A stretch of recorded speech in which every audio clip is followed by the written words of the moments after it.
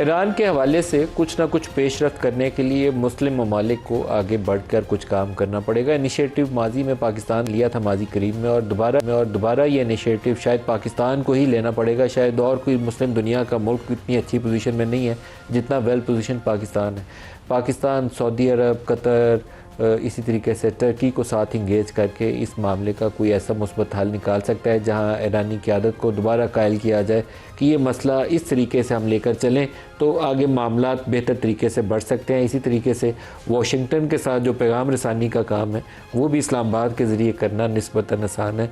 ईरानियों का उसके ऊपर एतमाद माजी में था, अभी भी बरकरार रहना चाहिए और शायद यही एक रास्ता होगा जिससे ईरान के अंदर जो बार बार हमले हो रहे हैं पिछले कुछ दिनों में, और उसमें बहुत ज़्यादा बमबारी की गई है, उनके सिविलियन इंफ्रास्ट्रक्चर को भी हिट किया गया, तो उसको रोका जा सके ताकि वहाँ मज़ीद नुकसान ना हो। ईरान की तरफ से आज जो इंटरनेशनल मीडिया की एक रिपोर्ट है, हमने चंद रोज़ पहले भी इसको डिस्कस किया था कि वहाँ से ख़बरें आ रही हैं कि अगर सूरत हाल ख़राब होती है हुर्मुज़ के अंदर या ईरानियन जो एनर्जी इंफ्रास्ट्रक्चर है अमरीकी उसको हिट करने की कोशिश करते हैं, तो जवाब में वो हौसियों को इस्तेमाल करते हुए, यमनी हौसियों को इस्तेमाल करते हुए बाबुल मंदब के अंदर डिसरप्शन की कोशिश करेंगे। तो जो ऑयल प्राइसेस अभी अगर $85 के ऊपर है ब्रेंट की, तो ये जंप लगाएंगी $20, $30, $40 या $125, $150 तक चली जाएंगी और दुनिया सारी के अंदर एक भौचाल पैदा हो जाएगा। रॉयटर्स ने आज ये स्टोरी जारी की है कि ईरानियन जो लीडरशिप है उन्होंने इंस्ट्रक्शंस जारी कर दिए हैं कि अगर अमरीकी हमारे एनर्जी इंफ्रास्ट्रक्चर को हिट करते हैं या हुर्मुज़ के अंदर सूरत हाल ख़राब होती है तो आप बाबुल मंदब को दोबारा बंद करने की कोशिश करें। ये एक दफ़ा चंद साल पहले ये काम हो चुका है और अगर ये काम होता है तो 20% ट्रैफिक तो तकरीबन वो डिसरप्ट कर देंगे इंटरनेशनली जो चलती है उधर से, और सऊदी ऑयल उसका बड़ा हिस्सा बाबुल मंदब से गुजरता है। तो एक हुर्मुज़ की डिसरप्शन है जिसका प्रेशर है, और अगर साथ बाबुल मंदब भी शामिल हो जाए तो पूरी दुनिया में एक एनर्जी का बहरान आ जाएगा। इंटरनेशनल ट्रेड के लिए भी आएगा, लेकिन सबसे पहले एनर्जी का बहरान पैदा होगा और यूरोप और एशिया की इकॉनमीज़ शायद उसको बर्दाश्त करने की पोजीशन में ना हो, क्योंकि यूरोप सारे के अंदर अनएम्प्लॉयमेंट और महंगाई ने पहले ही उनकी इकॉनमीज़ का बुरा हाल किया हुआ है। वो कहने को वो यूरोप है, पेरिस है, फ्रांस है, बरतानिया है, लेकिन अब उनकी इकॉनमीज़ इंटरनली जो है बहुत कमज़ोर है। वहाँ नई इकनॉमिक अपॉर्चुनिटीज़ नहीं है। वो माजी के शाहना महल तो नज़र आ रहे हैं दूर से, लेकिन वो अब उनके अंदर वो उतनी सकत है कोई नहीं है किसी भी उनके यूरोप के मुल्क में। और अगर ये एनर्जी क्राइसिस डीपन होता है तो ये उसको ज़्यादा देर बर्दाश्त नहीं कर सकेंगे। एक स्टेटमेंट है अमरीकी नायब सदर JD वैंस का जो मैं आपको सुनवाना चाहता हूँ। हम मैं एटलीस्ट इसका कुछ 100 दफ़ा तज़किरा कर चुका हूँ कि इस जंग का और इस तनाज़े का अगर ये बरकरार रहता है तो दुनिया सारी में सिर्फ एक बेनिफिशरी है और उसका नाम नेतन्याहू है या इसराइल है, उसके अलावा कोई नहीं है। और वो अमेरिका को घेरता है, ट्रंप को बहुत इन्फ्लुएंस है वाशिंगटन के ऊपर इसराइल का, और उसको घेरता है ताकि वो इस तनाज़े का हिस्सा बना रहे।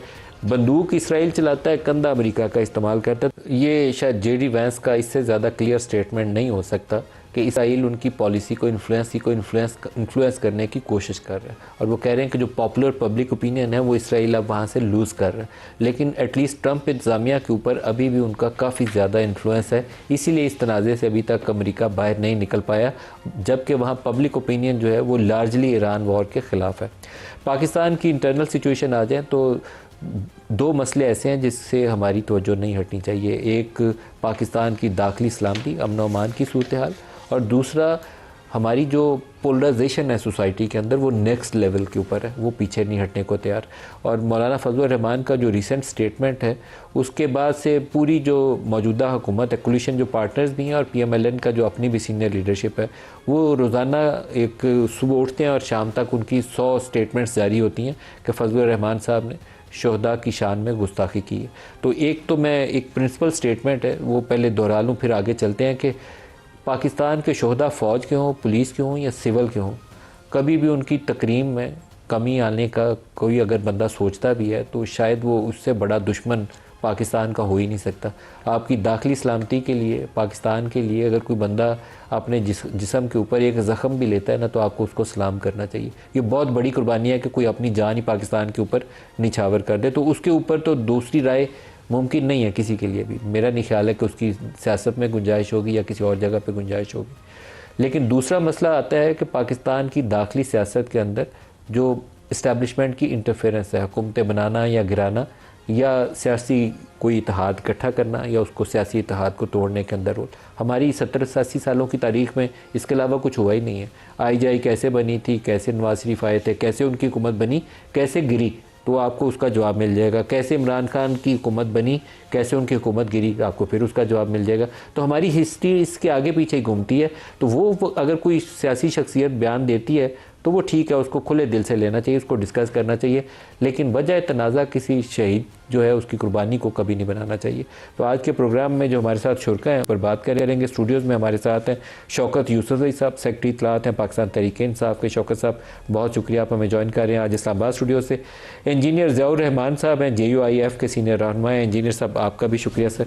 और बैरिस्टर अकील मलिक साहब हैं, वफाकी वज़ीर मुमलिकत बराए कानून व इंसाफ। सर आपका भी शुक्रिया, बहुत शुक्रिया, आप हमें ज्वाइन कर रहे हैं। इंजीनियर साहब से आज स्टार्ट करते हैं। सर, मौलाना साहब के बयान ने आग लगाई हुई है और मामला भी ठंडा हुआ नहीं है। वजूहात क्या थी मौलाना के बयान की? बहुत शुक्रिया आपका नदीम भाई। देखिए, मैं मौलाना फजल रहमान साहब के बयान के हवाले से जो एक कन्फ्यूजन फैली हुई है, बल्कि मैं ये लफ्ज़ बहुत इस्तेमाल होता है और ये बड़ा वो भी है कि सियाक व सबाक से हट के एक चीज़ को बयान करना। इसकी एक वजह है, आप मौलाना फजल रहमान साहब के बयान को कन्फ्यूजन का सबब क्यों बनाते हैं?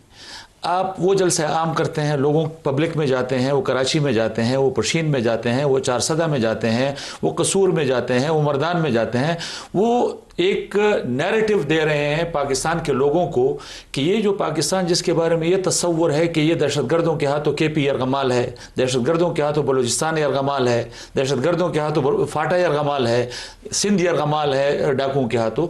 तो हम जा रहे हैं और हम दुनिया को पैगाम दे रहे हैं कि ये पाकिस्तान है और यहाँ पर हम ओपनली पब्लिक में डिबेट कर रहे हैं, पब्लिक को जमा कर रहे हैं, एक जलसा आम कर रहे हैं।